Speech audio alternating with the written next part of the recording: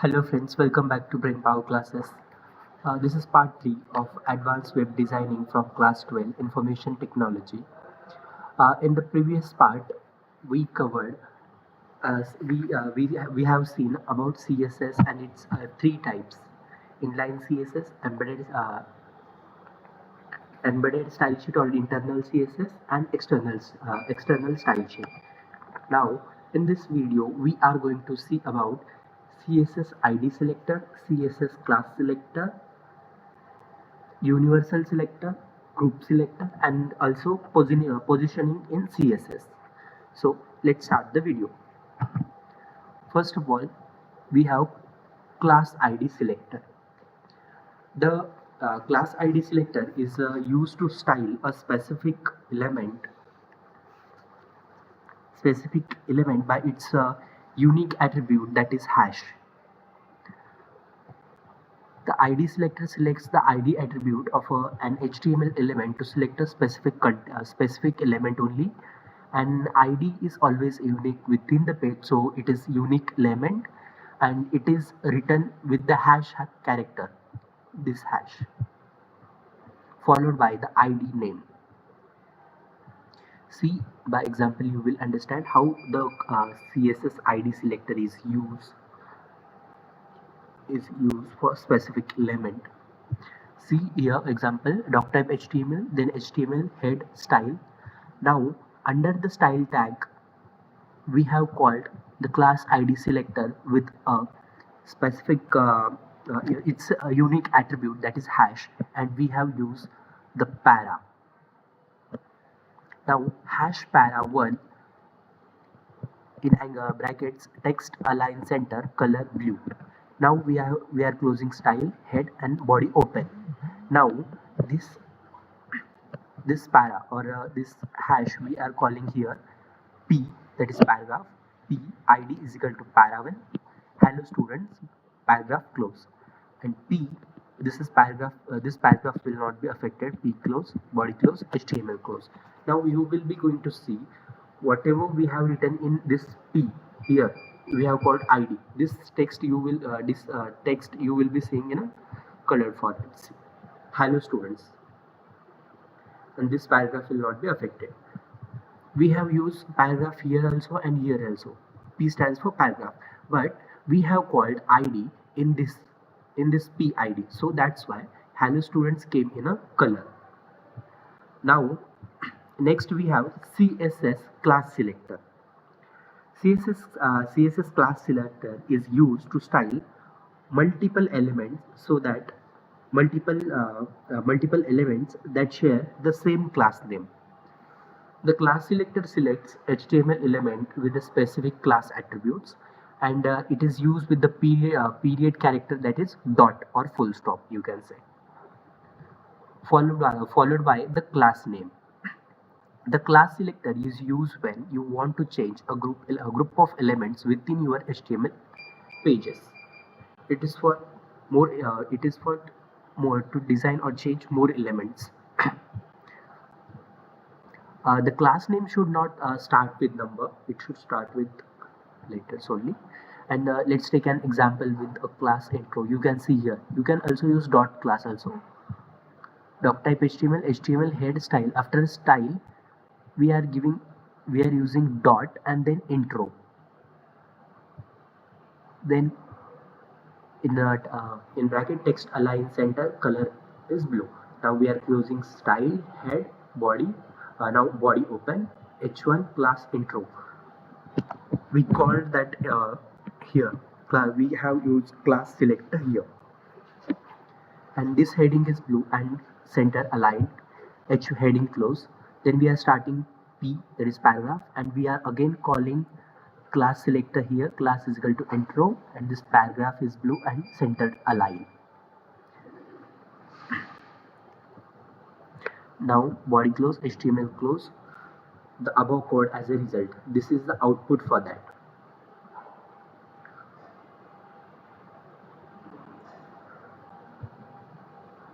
The whatever text we have written in h1 class intro, this heading is blue and center align. You can see that the color color has been aligned to it and it is in blue color.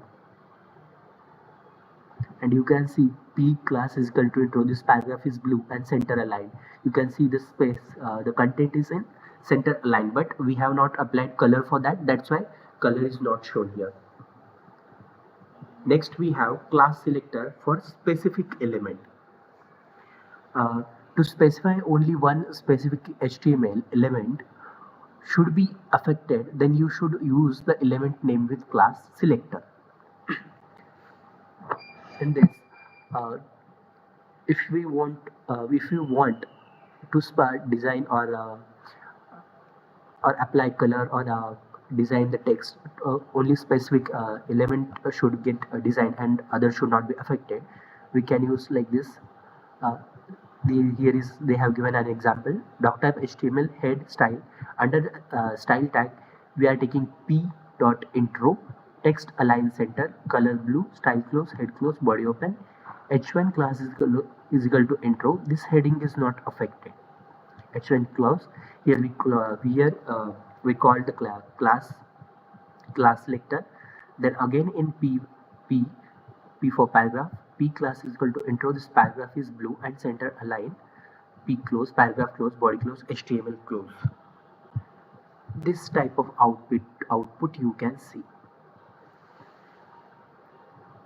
The specific element only has been applied. Next we have universal selector. Universal selector is used to select and style all elements on a web page. The universal selector is used as a wildcard character. It selects all the elements on the web pages available on web page. Here is an example. Universal selector symbol is star. Doc type HTML head style under. Then we are giving we are calling universal selector, color green, font size 20 pixels, style close, head close, body open. This CSS style will be applied on entire page. It does not check tag on tag or a plain text. Break the line. Then H2, this CSS applied to heading. H2 close P. Then again we have called here para. We have called here ID and text is written. It is applied to the first paragraph. Paragraph close. Then second paragraph also to be second paragraph. Body close, HTML close. You can see the output will be like this. The whole text, whatever we have written in a code, has got the CSS CSS. We have chosen green color, font size 20 pixel. You can see all in a same format. Just we have used here H2. That's why this CSS is applied to heading is little different from other text. Now we have group selector. Group selector is used to apply same style to multiple selectors by separating elements with commas. You can say the grouping selector is used to select all the elements with same style and definition, with same style definitions. It is used to minimize the code. Commas are used to separate each selector in grouping. Let's see the CSS code without group selector. This is like how we have to use. They have given just an example here. As you can see, you need to define CSS properties for all the elements. It can be grouped as H1, H2P. So same format will be applied to whole text. See, doc type HTML head. Then we are calling style tag. And now as group selector indicates grouping, like we have grouped here H1, H2 and paragraph. This whole H1, H2P will be aligned as this, align center, and the text will be color. Whatever content we will be writing in H1, H2 and P will be affected by this. Text will be aligned to center and color will be blue. Style close, head close, body opening, H1 hello heading 1, H1 close, H2 hello heading 2 in smaller font, H2 close, paragraph, this is heading, paragraph close. You can see like this. The whole text will be content will be assigned by the CSS, will be affected by the CSS. I hope you understand this all. Now We are moving to positioning in CSS. Positioning in itself indicates right, left, middle, the text where we want to keep. CSS helps to position the HTML elements. The position property is used to set position for an element. The element can be positioned using the top, bottom, left, and right properties according to us only, how we want the text to be placed. And syntax is like selector, we have to use selector position is equal to value, top value, left same, we have to write the same. Where values in positions are fixed, absolute, relative, and values of the top, bottom, left, right are in pixels. Now you can see there are four types of positioning in CSS. First is static, second fixed, third relative, and fourth absolute. Now static position. This is by default position for an HTML elements. It is not affected by the top, bottom, left, and right properties. And second is fixed positioning. Fixed positioning itself indicates a fixed position of a particular text. This property helps to put the text fixed on the browser. The fixed property forces an element into a fixed position relative to the browser window. The fixed element will not move even when the page is scrolled. It will be at that particular position only which we have set, which we have kept. You can see the example for a static positioning and fixed position here. Doctype HTML head style. After style, we are using P, that is for positioning, p dot fix position fix top 50 pixels, right 5 pixels, color blue. Means from top side it will be 50 pixels, and from right it will be 5 pixels, and the text color will be blue. Now we are closing style and head. Open body. This is paragraph 1, this is paragraph 2, this is paragraph 3. This type of 1, 2, 3, 4, 5 we are used, and in fifth one we have mentioned the P. We have mentioned class here. Class is equal to fix. This is the fixed position text. Then P close, body close, HTML. Now you can see the output here. Paragraph 1, 2, 3 is here same, and the fourth paragraph here we call the class. So that text here you can see.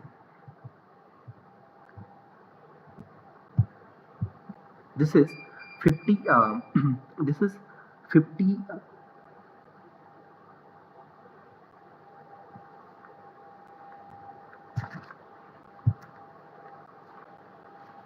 This is 50 pixel from top and right from 5 pixels. So it is fixed. It will, if you scroll the page up and down also, it won't move. It will be at the same position. This is an example of fixed positioning, and this is paragraph 1, 2, 3. These all are static positioning. Next we have relative positioning.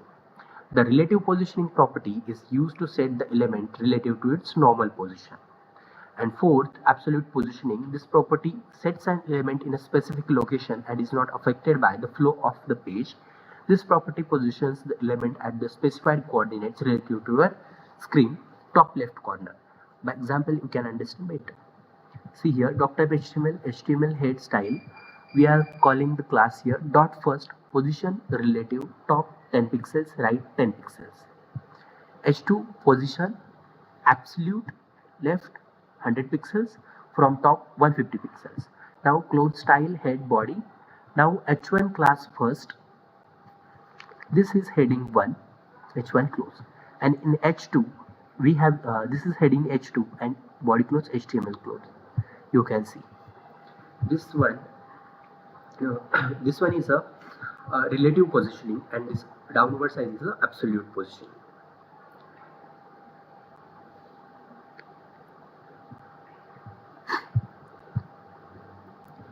Now we have seen class selector, that is it is used to style specific element by its unique attribute hash, and then we see CSS class selector used to style multiple elements that share the same class name using dot or full stop, you can say. Then we have seen universal selector used to select and style all elements on a web page. and it is used with a star. And then we have seen group selector, that is grouped combine, and it is used to style the same style to multiple selectors by separating by comma. And then we have now seen about positioning, four types of positioning: static, fixed, relative, and absolute positioning. Now we are going to see float property. By float, you can see the float means it can float top, right, left. Float is a CSS property written in CSS file or directly in the style of an element. The float property defines the flow of content. The flow can be at right, left, and none. Following are the three types of floating properties: float left, float right, float none. Float left, this keeps the element float on left side of the container. Float right, this keeps the element float on right of the container. And float none, it is the default one, default property that shows the element as it is. It will not show as left, it not right also. You can see the example here. Doc type HTML, HTML head, title, float example, title close. And now after title, we are calling style dot float left, font size 20 pixels, background color red, gold. And after that, we are using dot float right, font size 20 pixels, background color gold, style close, head close, body close. Now we are calling here class h2 class is equal to float left bal bharti h2 close, and paragraph, this text is arranges itself flow around the element that is floated left, paragraph close. And again we are calling h2 class is equal to float right bal bharti h2 close. P, this text rearranges itself to flow around the element that is floated right. You can see one bal bharti that is used in h2 is at right side, and another bal bharti at left side, and the text which is none, it is here, it is arranged in here. So this property is like this. By this you can make two separate things also. By we can take some text right and we can take some at left. Then we have display property. The display property in CSS defines how components, division, hyperlink, heading, etc. are going to be placed on the web page. It specifies how the element is displayed. As the name suggests, this property is used to define the display of different parts of a web page. It will show a display of the text, elements. And syntax is display whatever value you want to give, that will be here. Inline, it is used to display at an element as an inline element. Block, it is used to display an element as a block element. It starts on a new line and takes up the whole width of the browser window. Inline block, this value is similar to inline element, but the difference is that you are able to set width and height. None, the element is completely removed. So these five are values. You can see here one example for that. Doc type HTML head, style, and the style we have called paragraph P, display inline, bracket close, style close, head close, body open, P, welcome to Bal Bharti, P, JavaScript, HTML5, P, CSS. You can see all text in one line. It is not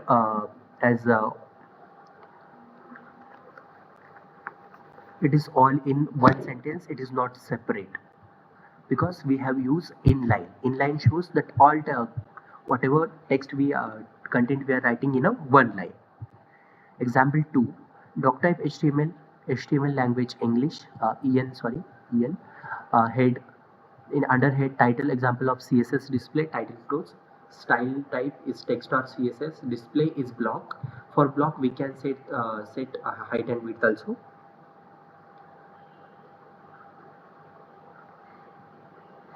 Background, we are taking color orange, close, style close, head close, body P, and we are giving here link. It will display on a website. Visit Balbharti, BR close, B close, body close, HTML close. You can see the output will be like this. Whatever text visit Balbharti is in blue color and it has background color of orange. Based on the CSS properties studied so far, the representation of semantic tags displayed in 11th standard textbook can be coded as follows. They look like this only.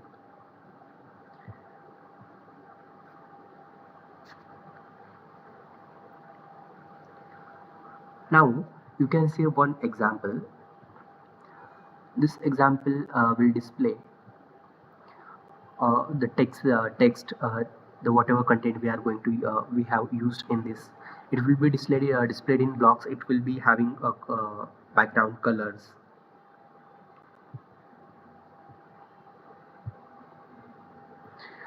In this we have used a header, footer, and we have assigned height and width also for that. It is all done under CSS only. The output you will be seeing like this.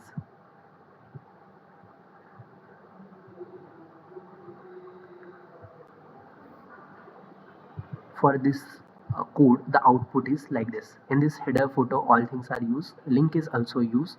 Suitable backgrounds are used, and it is all done in under a CSS property. We are going to learn by practically also after the chapter ends.